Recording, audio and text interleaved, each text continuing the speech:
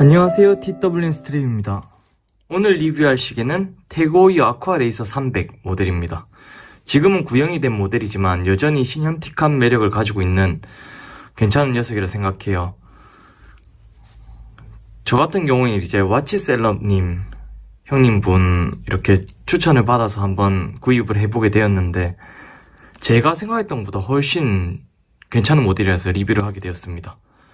제가 구입한 모델은 스펙은 좌측 상단과 같습니다. 41mm 모델이고요. 두께는 11.9mm, 러그 트럭은 47mm, 러그 사이즈는 20.5mm, 풀코 기준의 무게는 212g이고요.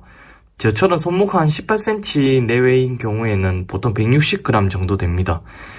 그러니까 풀코 기준으로 하면 분명히 무거운 시계는 맞지만, 그냥 평균적인 손목에서 조금 더 큰 사이즈 또는 평균 사이즈일 때는 코 개수가 줄기 때문에 무게는 약간 묵직하다지 불편하다 수준까지는 아닌 것 같아요. 이 모델의 크로넉 모델 같은 경우에는 진짜 무거운 편이거든요. 그런데 이렇게 데이트 모델인 경우에 기본적으로 무게감 걱정하지는 않으셔도 될 것 같아요. 대신 일반 시계보다는 좀 무거운 편인 것 같습니다. 제가 가지고 있는 서마리너 990 컴비 모델보다는 얘가 좀 더 무거운 편이에요. 어느 정도 감은 오시겠죠. 그렇다고 막 무겁다 이런 건 아닙니다. 네, 스펙은 다음과 같고요. 그리고 무브먼트는 칼리버 5가 사용됐습니다.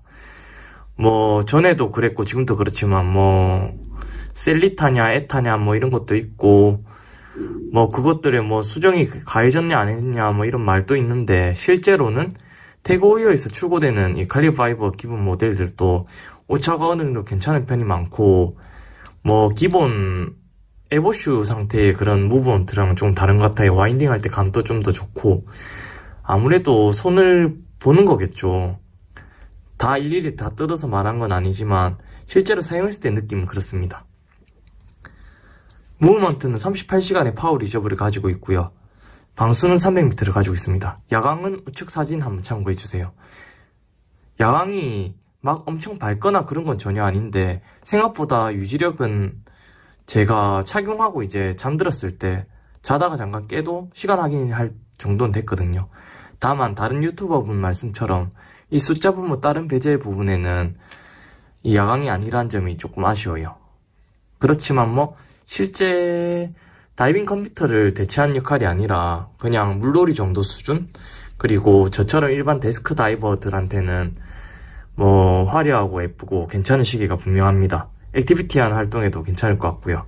그 이유가 그런 격한 활동에는 크라운 부분에 대한 보호가 필요한데, 이렇게 크라운 가드가 있기 때문에 아쿠아레이서는 그런 용도에 적합한 투러치를 할 수 있겠습니다.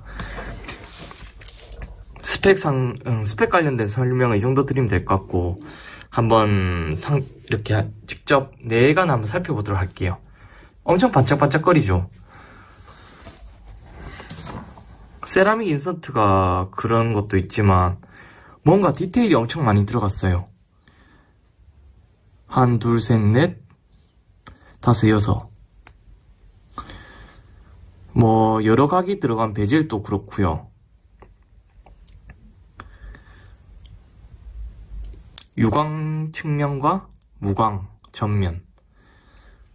거의 대부분은 무광이지만 이렇게 측면에는 유광을 처리함으로써 어느 정도 화려함을 확보해주고 있고, 베젤 부분에는 이렇게 유광 처리가 되어 있습니다. 보시면은 무광도 적혀 있고, 그래서 폴리싱이 좀 까다로운 모델이 아닐까 싶기도 해요. 그리고 다이얼 부분은 특히 정말 생각보다 좀 많이 괜찮더라고요. 이렇게 가로로 되어 있는 음각된 이렇게 다이얼, 그 양각 인덱스들.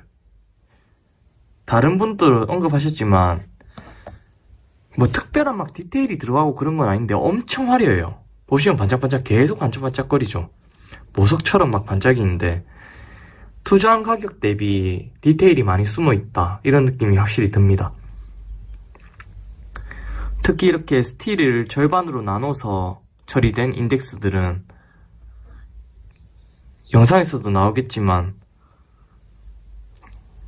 이렇게 어찌 보면은 과한 빅스를 내뿜는다? 뭐 그렇게 표현할 수도 있겠네요. 분명히 화려한 시계는 맞습니다. 딱 각진, 날선 삼각형의 느낌이라고 할까요? 그런 화려한 느낌이 있어서 이 시계는 반짝반짝거리는 걸 좋아하시는 분한테는 괜찮은 선택일 것 같아요. 저 같은 경우에는 이제 막 너무 날티나거나 그런 거는 별로 안 좋아하거든요. 제가 990 서마리너 콤비 가지고 있는 이유가 세라믹 인서트가 아니라서도 있거든요. 빈티지한 걸 좋아하고 줄질도 좋아하지만, 그래서 이렇게 세라믹 인서트로 된 제품은 많이 사용해보지 않았는데, 이 제품은 콤비 모델이 아니고 그냥 베젤이 세라믹이기 때문에 뭐 제가 생각했던 것처럼 그런 느낌은 아니고 기본 이제 투러치 중에 좀 화려한 느낌이라고 볼 수 있겠습니다. 딱히 기대를 안 하고 마주한 모델이라 그런지 개인적으로는 정말 만족감이 높아요. 특히 41mm 사이즈는 사이즈도 딱 괜찮은 것 같아요. 그 위에 사이즈도 있지만 손목 18cm 기준에는 이게 뭐 나쁜 것 같지 않습니다.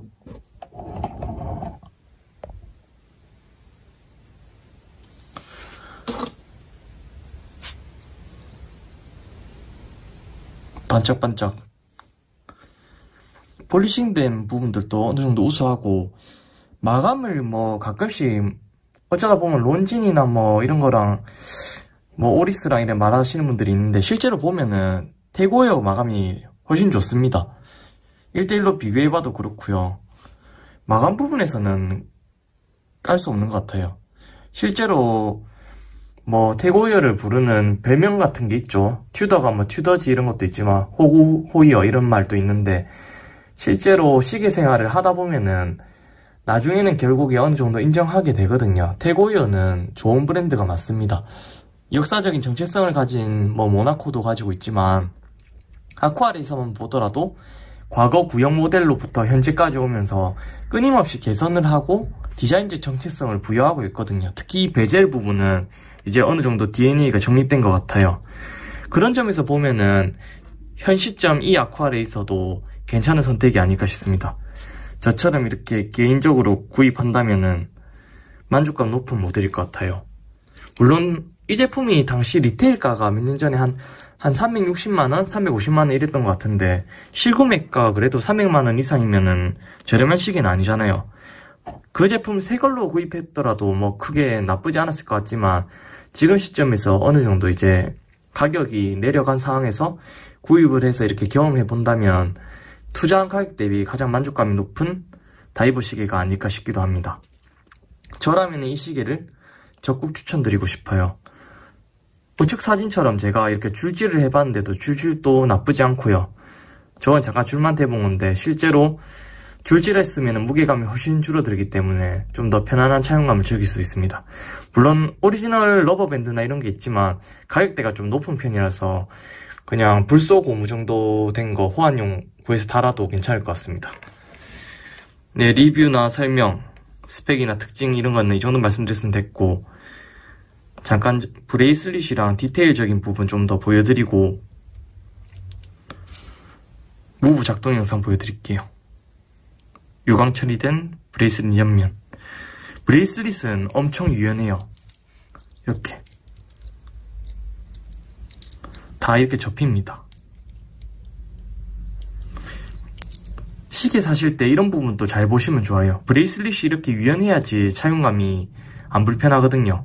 이 엔드링크 부분이 이게 접히지 않는 모델도 많이 있는데, 그럴 경우에는 시계가 가진 사이즈보다 더 크게 느껴져요. 그래서 손목이 작은 분들은, 작거나 얇으신 분들은 이 엔드링크 아랫부분이 접히느냐 안 접히냐 이런 걸 보고 구입하시면 좋습니다. 그게 하나 꿀팁이라고 할까요? 물론 이 부분이 접히는 게 있다고 하면은 반해봉에 의존하는 구조라서 내구성은 조금 약할 수도 있는데, 다만 이렇게 되면 이렇게 접히는 부분이 생기기 때문에 손목의 착용감은 더 좋습니다. 장단점이 있는 것 같아요. 각진 브레이슬릿, 생각보다 견고한 느낌이고요. 버클은 그냥 일반형 대고이어 버클이라서 딱히 그게 없어요. 익스텐션이 있긴 있는데 쓸 일이 없을 것 같네요. 구형이, 이 깡통이랑 뭐라 하시는 분이 있는데 이런 구조가 고장이 안 나거든요. 나쁜 건 아닙니다, 유지하시기에. 그리고 이렇게 양방향 버클 2개 눌러서 열어주고 닫는데, 이거 열고 닫고 그냥 팍팍 하시는 분들인데, 그렇게 되면 이 고리 부분이 마모가 돼요. 그럼 버클 수명도 짧아지고 고장날 염려도 있겠죠. 그래서 이렇게 눌러서 잠궈주고 눌러서 열어주고 하면은 고장도 안 나고 마모 없이 오랫동안 사용할 수 있으니까 그렇게 하시길 추천드리고 싶습니다.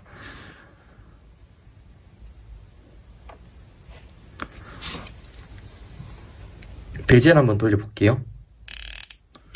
베젤은 정말 많이 가볍습니다. 베젤 작동감이 가볍기 때문에 이 부분은 조금 실망하실 수도 있어요. 지금 현행 모델에 와서는 개선됐는지 모르겠는데 약간 아쉬운 부분입니다. 대신 이 스프링 부분 텐션이 강하지 않은 걸 보면은 다음에 이 베젤 부분의 스프링 고장이나 이런 거는 염려를 크게 안 해도 될 것 같아요. 뭐 장단점이라 할 수 있겠습니다. 저한테는 뭐 크게 문제될 건 아니에요. 쫀득한 손맛은 없지만 뭐 맨날 돌릴 것도 아니고. 이제 밥 주는 걸 한번 해볼게요. 용두를 6방향 돌려서 빼면은 톡하고 빠지거든요. 이렇게 톡하고 튀어나와요. 이 상태에서 밥 주는 건데 사각사각 하는 느낌이고 어느 정도 저항감이 있어요. 지금 프라이드 된 상태이기 때문에. 물론 여기서 하나 빼서 이제 날짜 조정하고 하나 빼면 이제 핵기능 뭐 이런 거 있지만 딱히 쓸 일이 설명은 딱히 안 드려도 다 아시겠죠. 아시는 분들이고 뭐 밥 주는 느낌은 괜찮습니다. 셀리타든 에타든 기본적으로 수없이 검증된 무브이기 때문에 유지 보수하기도 편하고 사설에서 처리하기도 공식에서 처리하기도 가격이 그래 높은 편들이 아니에요.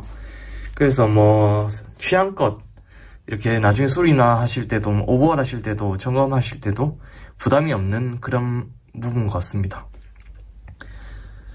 비록 무브먼트는 범용이라고 볼 수 있는 칼리어 5가 들어갔지만 이 아쿠아레이서는 제가 이렇게 리뷰를 하고 그 전에 또 사용해보고 또 예전에 봤던 느낌이랑 이런 걸 다 비교해보면은 무브먼트 면에서는 강점보다는 그냥 유지력에서 그게 장점, 저렴한 유지비가 장점이 될 것 같고 무브먼트는 약간 아쉬움이 있다, 이 정도 말씀드릴 수 있고요. 대신 외관과 마감, 브레이슬릿 등에서 즉 외관은 정말 만족스러운 것 같아요. 예를 들어 설명드리면은 그랜저라고 하면요, 외관은 이제 그랜저 이거 맞고, 그런데 엔진은 최상위가 아닌 그냥 2.5 엔진, 뭐 적당한 퍼포먼스에 적당한 유지비, 뭐 그 정도로 보시면 될 것 같습니다. 네, 태고의 아쿠아레이서를 이렇게 조금 길다면 길고 짧으면 짧게 살펴봤는데 어떠셨나요? 뭐 이미 많은 리뷰가 있기 때문에 제 느낀 점 위주로 간단하게 말씀드리려고 노력했고, 보시다시피 이런 건판 모델이 있고 또 청판 모델도 있거든요. 우측 사진처럼요. 뭐 그 모델과 비교해서 마음에 드는 색감을 선택하시면 좋을 것 같고, 저처럼 이렇게 건판 다이버가 없으신 분들은 이 모델 적극 추천드립니다. 하나만 있어도 웬만큼 재밌게 이제 시계생활 즐기시는데 많은 도움이 될 것 같은 그런 좋은 모델입니다. 특히 매물로 구입하거나 아니면 이제 명품샵이나 이런 데서 구입하셔도 가격이 괜찮은 상태이기 때문에 추천드리고 싶어요. 네, 이상입니다. 이상 TWS 리뷰였습니다. 살펴봐 주셔서 감사합니다.